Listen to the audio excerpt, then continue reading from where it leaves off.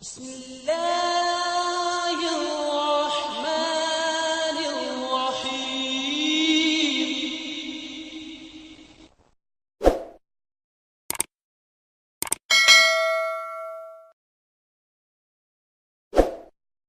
اور محترم مولانا منیر احمد صاحب خادم سے میں یہ پوچھنا چاہوں گا کہ جس طرح محترم مولانا محمد کریم الدین صاحب شاہد نے قرآن مجید کی آیت کی روشنی میں اسلام کے جو اصطلاحی اعتقادی اور لغوی معنی ہیں وہ بیان فرمائے ہیں، تو اس کا خلاصہ یہی تھا کہ خدا تعالیٰ کے سپرد اپنے وجود کو اور اپنے قوا کو اور اپنی ساری طاقتوں کو خدا تعالیٰ کے سپرد سونپ دینا۔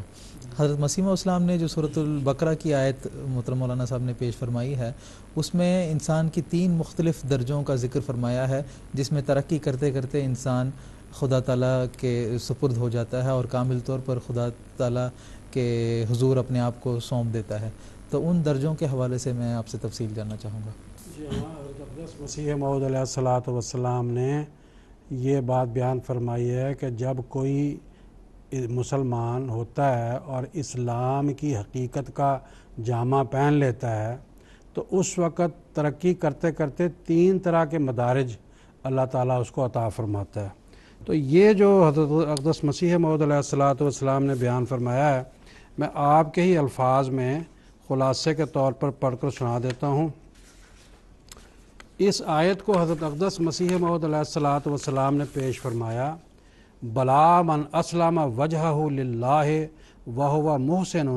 فلہ اجرہ عند ربہ ولا خوف علیہم ولا ہم یحزنون۔ کیوں نہیں، جو اسلام لایا، جس نے اپنے چہرے کو، اپنے آپ کو خدا کو سونپ دیا، خدا کے حوالے کر دیا، اس کے وجود میں خود کو فنا کر دیا، تو اور اس کے بعد اس کو کون سا مقام حاصل ہوا؟ فرمایا کہ اس کو مقام فنا حاصل ہوتا ہے۔ حضور فرماتے ہیں کہ جیسے بھی آپ نے سعادت فرمایا، سعادت تامہ یعنی مکمل سعادت کے 3 درجے ہیں، فرماتے ہیں تینوں درجے اس طرح سے ہیں، ایک درجہ ہے فنا اور دوسرا بقا اور تیسرا لقاء۔ کیونکہ جیسا کہ ہم ابھی بیان کر چکے ہیں، اسلم وجہہ للہ کا فقرہ یہ تعلیم کر رہا ہے کہ تمام قوا اور اعضاء اور جو کچھ اپنا ہے خدا تعالیٰ کو سونپ دینا چاہیے اور اس کی راہ میں وقف کر دینا چاہیے، اور یہ وہی کیفیت ہے جس کا نام دوسرے لفظوں میں فنا ہے، یعنی اپنے وجود کو اس خدا کی خاطر فنا کر دیا۔ وجہ یہ کہ جب انسان نے حسب مفہوم اس آیت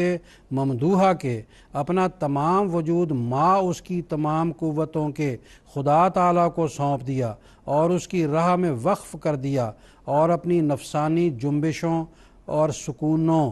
اور سے بکلی باز آ گئے، اللہ حرکت دے تو حرکت ہوگی، اللہ ساکت کر دے تو ساکت رہوں گا، ہے جی، تو بلا شبہ ایک قسم کی موت اس پر طاری ہو گئی،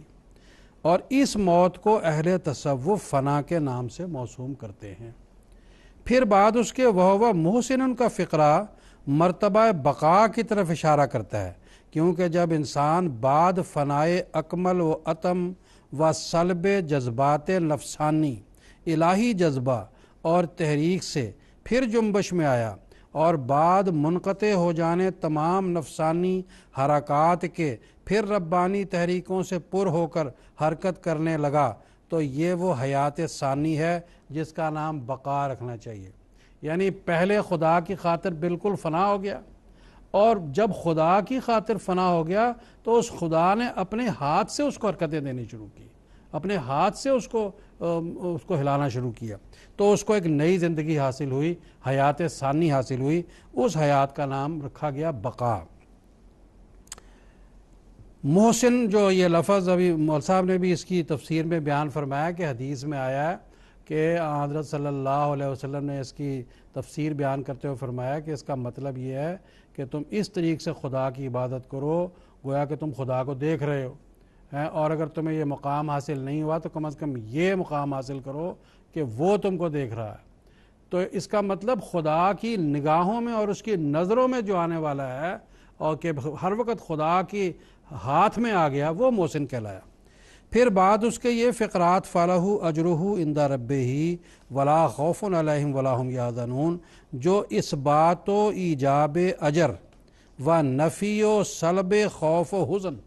ذرا مشکل الفاظ ہیں، اس کا مطلب کیا ہے کہ یہ جو الفاظ ہیں یہ اجر کے واجب ہونے اور اجر کے ثابت ہونے کا ذکر کر رہے ہیں، اور خوف اور حزن یعنی غم کو کہ دور ہو جانے کا، چلے جانے کا ذکر کر رہے ہیں. تو فرماتا ہے کہ جو اس بات و ایجاب اجر و نفی و سلب خوف و حزن پر دلالت کرتی ہے، یہ حالت لقا ہے. یعنی جب انسان کو کوئی خوف نہیں رہا اور اس کو کوئی حزن نہیں رہا تو یہ اس کی حالت لقا کی طرف اشارہ ہے. کیونکہ جس وقت انسان کے عرفان اور یقین اور توکل اور محبت میں ایسا مرتبہ عالیہ پیدا ہو جائے کہ اس کے خلوص اور ایمان اور وفا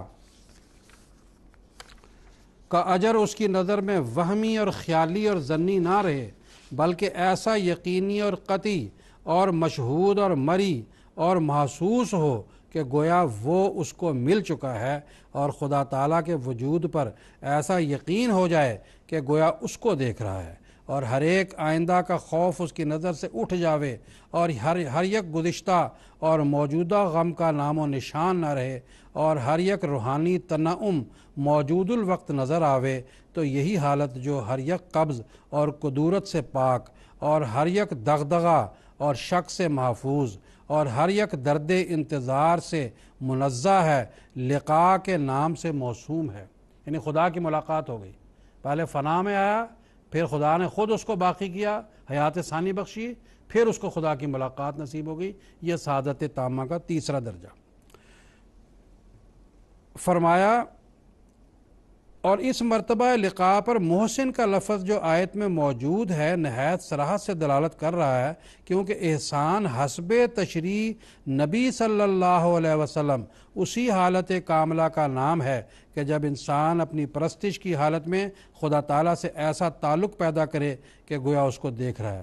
اور یہ لقاء کا مرتبہ تب سالک کے لیے کامل طور پر متحقق ہوتا ہے کہ جب ربانی رنگ بشریت کے رنگ و بو کو بتمام و کمال اپنے رنگ کے نیچے متوازی اور پوشیدہ کر دیوے، جس طرح آگ لوہے کے رنگ کو اپنے نیچے ایسا چھپا لیتی ہے کہ نظر ظاہر میں بجز آگ کے اور کچھ دکھائی نہیں دیتا. یہ وہی مقام ہے جس پر پہنچ کر بعض سالکین نے لغزشیں کھائی ہیں اور شہودی پیوند کو وجودی پیوند کے رنگ میں سمجھ لیا. اس مقام میں جو اولیاء اللہ پہنچے ہیں یا جن کو اس میں سے کوئی گھونٹ میسر آ گیا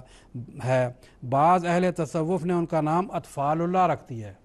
یعنی جن کو لقاء نصیب ہو گئی وہ اطفال اللہ ہو گئے، اللہ کے بچے ہو گئے. اور یہ قرآن حضرت مسیح علیہ السلام فرماتے ہیں کہ قرآن مجید کی جو یہ آیت ہے کہ فَاذْكُرُوا اللَّهَ كَذِكْرِكُمْ آبَاءَكُمْ او اشد ذکرہ، کہ تم اللہ کا ایسا ذکر کرو جیسے تم اپنے آباء و اجداد کو یاد کرتے ہو یا اس سے بھی زیادہ. تو اس لیے وہ اطفال اللہ رکھ دیا اس مناسبت سے کہ وہ لوگ صفات الہی کے کنارے عاطفت میں بکلی جا پڑے ہیں، اور جیسے ایک شخص کا لڑکا اپنے حلیہ اور خط و خال میں کچھ اپنے باپ سے مناسبت رکھتا ہے، ویسا ہی ان کو بھی ذلی طور پر بوجہ تخلق میں اخلاق اللہ خدا تعالیٰ کی صفات جمیلہ سے کچھ مناسبت پیدا ہو گئی. حضرت اقدس مسیح موعود علیہ الصلوۃ والسلام نے اس حوالے سے ایک بات یہ بیان فرمائی ہے کہ یہ یاد رکھنا چاہیے کہ جو مرتبہ فنا ہے وہ تو مرتبہ کسبی ہے، یعنی وہ محنت کرنے سے، کوشش کرنے سے، خدا کی راہ میں اپنی جان کو فنا کرنے سے حاصل ہوتا ہے. لیکن جب وہ مرتبہ حاصل ہو جائے تو اگلے دو مراتب فرماتے ہیں وہ بھی ہیں، یعنی یہ خدا تعالیٰ کی طرف سے عطا کی شکل میں ہے کہ جب کوئی آدمی اپنے آپ کو اس قدر خدا کی ذات میں فنا کر دیتا ہے تو خدا کا ہاتھ پھر اس کو اٹھا لیتا ہے اور وہ اس کو مرتبہ بقا خود بخشتا ہے اور وہ اس کو مرتبہ لقاء خود بخشتا ہے. تو اس کی حضرت اقدس مسیح موعود علیہ الصلوۃ والسلام بڑی لمبی تفسیر مختلف اور جگہوں پہ آگے بیان فرمائی ہے. تو لمبی تفسیر ہے، جیسا کہ ابھی آپ نے ذکر فرمایا کہ اس کتاب کا مطالعہ کرنا چاہیے. اس کتاب کا مطالعہ کرنے کے نتیجے میں عرفان الہی نصیب ہوتا ہے اور وہ ساری باتیں پتہ لگتی ہیں جو حضرت اقدس مسیح موعود علیہ الصلوۃ والسلام نے کمالات اسلام کے حوالہ سے بیان فرمائی ہیں. اور ایک بات یہ بھی یاد رکھنا چاہیے کہ حضرت مسیح موعود علیہ الصلوۃ والسلام نے اس کتاب کا ایک نام دافع الوساوس بھی رکھا ہے. جو وسوسے آج کل کے دانشوروں نے یا سائنسدانوں نے یا مختلف لوگوں نے یا مذاہب نے اسلام میں پیدا کر دیے اور جن کا جواب اسلامی علماء نہ دے پائے اور جو قرآن مجید اور احادیث کی روشنی میں خود اس زمانے میں حضرت اقدس مسیح موعود علیہ الصلوۃ والسلام نے دیے اور ان وساوس کا دفاع کیا، اس لیے اس کتاب کا دوسرا نام دافع الوساوس بھی ہے۔ تو بہرحال یہی تحریک ہے کہ اس کتاب کو خود احمدی نوجوانوں کو بھی پڑھنا چاہیے اور دوسروں کو بھی پڑھنے کی تحریک کرنی چاہیے۔